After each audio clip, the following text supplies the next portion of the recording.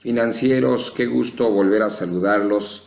Ya en un video pasado y antepasado hablamos de los conceptos en materia de donación, de partidos políticos, de la posibilidad e imposibilidad, ¿verdad? De si pueden o no renunciar a sus recursos, de si en realidad pueden donar, de quiénes pueden donar, de las invitaciones a donar y quiénes se van a beneficiar. En este video, bueno, pues tenemos que hablar de la figura principal y desde luego pues la vamos a tocar desde el punto de vista constitucional y me estoy refiriendo desde luego al INE. Así que vamos a hablar del INE, quién es el INE desde el punto de vista constitucional para ver de alguna manera y ubicar y que los otros videos, el de donaciones y sus conceptos, el de que tiene que ver precisamente con el aspecto meramente de principios en el derecho presupuestario para ver si es posible, ¿verdad? Nada más regreso,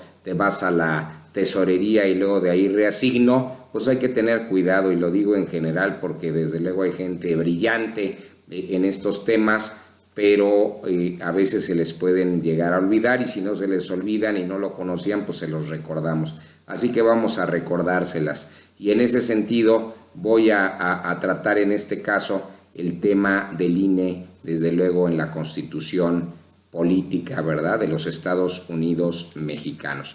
A ese respecto vamos a hacerlo muy rápido y no nos vamos a detener. Lo primero que tenemos que advertir es el artículo constitucional que nos habla del INE. Curiosamente, bueno, pues el artículo constitucional no toca desde luego en primera instancia, ¿verdad?, al instituto antes llamado Federal Electoral, ahora nosotros sabemos que es el Nacional Electoral, con eso de que se puso de moda, ¿verdad?, por ahí del 2008, todo lo que tenía que ver con nacional, olvidando desde luego el concepto de nación, pues bueno, este instituto sí es nacional y es electoral. A este respecto, bueno, pues desde luego que el artículo constitucional y la fracción correspondiente en el apartado inmediato de esta fracción nos dice que el Instituto Nacional Electoral es un organismo público autónomo.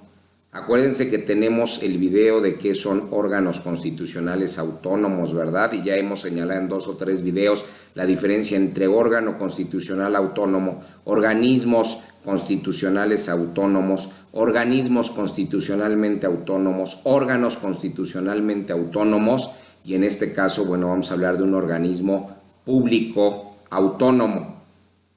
Sí, y entonces en ese sentido vamos a señalar que el Instituto Nacional Electoral está dotado de personalidad jurídica, es decir, así como cualquier entidad, así como cualquier persona en términos de nuestro Código Civil, pues el Instituto Nacional Electoral tiene su propia personalidad jurídica. Acuérdense de los atributos, ¿verdad?, de la persona, los que fueron muy estudiosos y tuvieron grandes maestros en derecho civil y sobre esos cursos de personas, ¿verdad?, que a veces pues era el segundo o tercer curso en materia de derecho civil y desde luego nos señala la Constitución que el Instituto Nacional Electoral tiene patrimonio propio.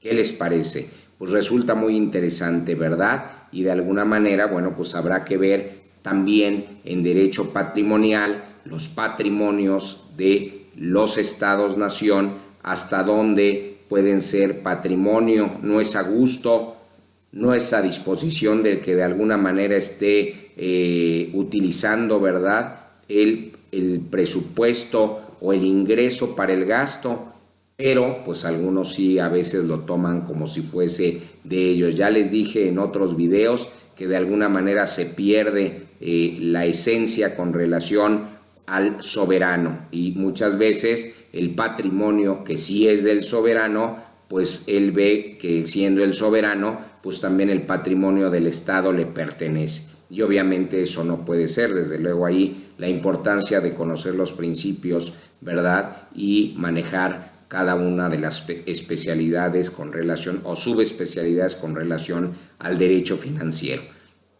A este respecto, bueno, pues la Constitución lo que nos señala es que el Instituto Nacional Electoral se va a integrar. Así pueden hacer la lectura. Yo no tengo el error con relación a las comas, no tengo con relación a la interpretación, pues si atienden ustedes a una gramática, atienden a una buena sintaxis y dan por resultado la semántica, pues esto es lo que van a entender, que el Instituto Nacional Electoral se integra por quienes creen, por el Poder Legislativo de la Unión.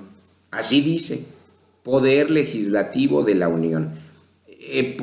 Sí, así se llama, no es el Poder Legislativo, y es de la Unión, de la Unión de qué, de tres poderes, ¿verdad? Los partidos políticos nacionales, entonces el INE pues está integrado también por los partidos políticos nacionales. Podríamos decir que todo lo que se presupuesta en forma autónoma por parte del INE y que le llega por vía de recursos derivado del presupuesto, ¿verdad?, de egresos, de gastos de la Federación, y que muchos de esos recursos se obtienen en forma general a través de la ley de ingresos, pues al final es autónomo para elaborar su presupuesto, pero no es autónomo para obtener los ingresos que le van a cubrir su presupuesto, ¿verdad? Entonces ahí hay que ser muy cuidadosos en ese sentido, y los partidos políticos nacionales pues resulta que sí integran, ¿verdad? O son integrantes del Instituto Nacional Electoral.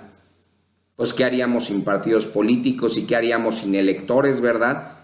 ¿Y qué haríamos si en un momento dado sin la figura democrática? Pues no habría instituto, no habría institución a nivel de nacionales y menos para los efectos electorales. Y entonces también se comprende a los ciudadanos. Pero curiosamente cuando habla de los partidos políticos nacionales hay una letra Y conjuntiva, dice y los ciudadanos. Entonces también los ciudadanos integran, ¿verdad?, el Instituto Nacional Electoral, y en ese sentido pues no hay que perderlo de vista. De lo anterior y en los términos, desde luego, que así se regule por la ley o así se ordene o así se observe en términos de ley, el INE en el ejercicio de sus funciones estatales, dice la Constitución, va a tener o va a respetar o va a fundarse en ciertos principios. ¿Cuál es? El de certeza, el de legalidad, el de independencia. Fíjense, el principio de independencia. ¿Independencia para qué? ¿Soberanía? No. Independencia, pues limitada, ¿verdad? Autonomía, autonomía sí, pero en ciertos aspectos, no son totalmente autónomos. Pues nada más ustedes vean de dónde llegan los recursos, ¿verdad?, como presupuesta en forma autónoma, pero los recursos de dónde se bajan. Desde luego, como imparcial, el principio de imparcialidad, el de máxima publicidad, ¿verdad?, con las reformas aquellas constitucionales de todo es transparente, y desde luego basado en el principio de la objetividad, lo cual es siempre importante tratándose de institutos constitucionalmente reconocidos, en este caso organismo, ¿verdad?, y que de alguna manera, bueno, pues le dan así origen a su creación. Desde luego, del estudio que se hace ya de una fracción determinada en la propia Constitución, lo que se advierte es que la organización de las elecciones es una función estatal, es decir, es obligación, es función, es facultad del Estado en términos de ley, y a ese respecto esta función pues se realiza a través de ¿quién? Pues del Instituto Nacional Electoral. ¿Por qué? Pues porque es el especializado. ¿Por qué? Porque de alguna manera cuenta, ¿verdad?, con las áreas especializadas para poder llevar a cabo esta tarea con relación a lo que es una función estatal. Pero ¿por qué lo hiciste organismo público, no constitucional? Dice organismo público autónomo. Pues le di cierta autonomía, pero la autonomía no es soberanía, y en ese sentido así es como constitucionalmente se establece, ¿verdad?, esa autonomía del Instituto Nacional Electoral. Y desde luego esa función del Estado pues se realiza a través de ese instituto, de esa institución, de eso que se institucionalizó constitucionalmente para que el Estado cumpliera con esa función especializada. Y desde luego, bueno, pues en la organización de las elecciones como función estatal, pues se realiza también, dice la propia Constitución, a través de los organismos públicos locales. Algunos ya les dicen ahora, ¿verdad?, OPLES. Y en ese sentido, pero no dice organismos públicos locales electorales. Los listos dirán, ay, pues se deduce, pues ve el artículo, es obvio. Tengan cuidado con todo eso, por favor. Y lo anterior, desde luego, va a ser siempre en términos de lo que establece la Constitución. Como autoridad, el artículo en estudio a este respecto constitucional, y en un párrafo siguiente van a advertir un apartado, y en ese apartado se advierte que el Instituto Nacional Electoral será la autoridad en la materia. Fíjense quién, el Instituto Nacional Electoral será la autoridad en la materia. Si el Instituto Nacional Electoral tiene un titular, tiene un consejero presidente, una vez yo les dije, quiero hablar, o no saben, con relación a dónde puedo encontrar al presidente, me dijeron, no es presidente, se llama consejero. Otro dijo, bueno, sí es el presidente consejero, es el consejero presidente, ¿verdad? Y los otros nada más son consejeros. Y en ese sentido, bueno, pues es la autoridad en la materia. La autoridad en la materia, el que más conoce, el que más sabe, el especializado, y a ese sentido va a ser independiente en sus decisiones y será independiente en su funcionamiento. Es decir, el Estado, aunque le haya encomendado esa función que le correspondía al Estado, desde luego ya en el desempeño de su función, este instituto pues va a realizar sus funciones en forma independiente y desde luego pues solamente las va a realizar de una forma como especializado profesionalmente, ¿verdad?, en su desempeño. A ese respecto va a contar con una estructura, desde luego, o en su estructura, al ser un instituto, va a tener una estructura con órganos de dirección, con órganos ejecutivos, técnicos y de vigilancia. Entonces hay que ser muy cuidadosos en este sentido para que no se pierda de vista lo que estamos de alguna manera diciendo, lo que estamos platicando y que podamos avanzar a ese respecto. Y bueno, pues vámonos un poquito rápido porque ya esto apremia, ya se está haciendo de noche y hay que participar en otras actividades. Desde luego el Consejo General del INE será su órgano superior de dirección, el Consejo General del INE. Y el Consejo General del INE estará integrado, miren por quiénes, por un consejero presidente, lo que ya decíamos, y 10 consejeros electorales.